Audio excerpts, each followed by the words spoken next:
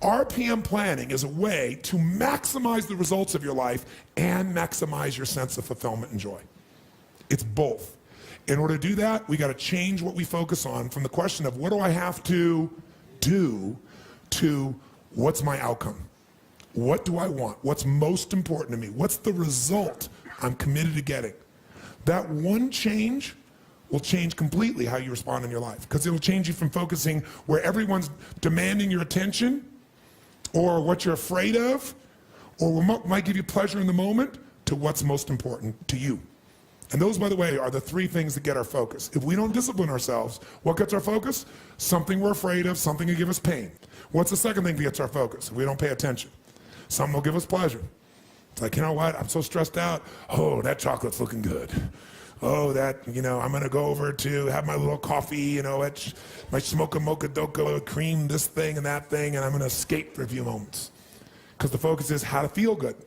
How to not feel bad, how to feel good. What's the third thing that gets your focus? Other people's demands. It's not necessarily there are more demands, it's just that we're accessible to more demands. And if you don't know what you want, and you don't know why it's a must for you to achieve it, and you don't have a plan, I can promise you something. You're gonna fit in everybody else's plan. And you're gonna wonder why you're stressed. And you're gonna wonder why I'm not fulfilled. What is time? How do you know when it's a long time, or how do you know when it's a short time? It's not because it's 10 minutes or 10 hours. How many have been in 10 hours and time flew because you loved what you're doing, didn't have any sense of time whatsoever? How many have had that experience? Say aye. How many have had 10 minutes feel like 10 years you want to kill somebody to get out of the situation? So what is time? Time is emotion. Gotta remember that. Time is emotion. What you're really managing is emotion. Another word for that would be meaning or fulfillment. Focus is power, but you gotta take it. Take it back. Take back that power. And you gotta know when you do have that focus, how to chunk it, how to group it so you're not overwhelmed. Let me show you how to make it simpler. When mass information's coming at you, you get overwhelmed. Most of us are great deletion creatures. We delete most of life. Right now, there are millions of things around you you could be focusing on, thinking about, giving meanings to, making decisions about what to do. Millions.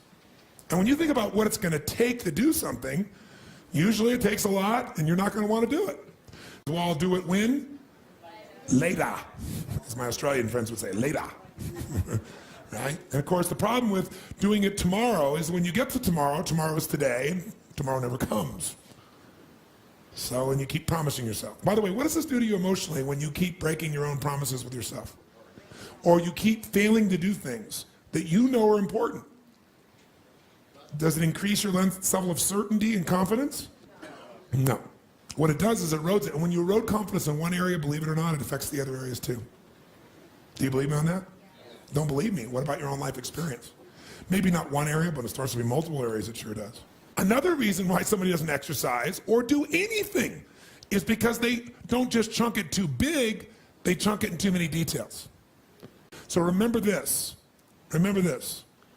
Change is never a matter of ability. It's always a matter of motivation. I'll say that again. Change is never a matter of ability. It's always a matter of motivation or drive, having strong enough reasons. If you got a strong enough reason, you could figure out the time, couldn't you? So the biggest part of life and time management is knowing what you want and having enough reasons to follow through. But there is one more piece. If you make enough reasons to follow through and you know what you want, but you make the task overwhelming, you'll be overwhelmed. What you focus on, you feel. What you feel, you are moved to somehow actuate. But if you only focus on what you don't want, or what's stressful in your life, what you can't control, or what you screwed up on, or what you messed up on in the past, you're not gonna get where you wanna be. Chunking is power.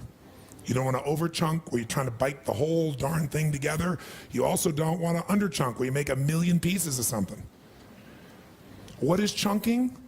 It's taking all that's coming at you and putting it into idealized size groups that your mind can handle. See, science has proven the human brain, consciously, we can only handle what they call 7 plus or minus 2 chunks of information. It's a term that they describe in science, that human beings can only handle 7 plus or minus 2 chunks of information at one time.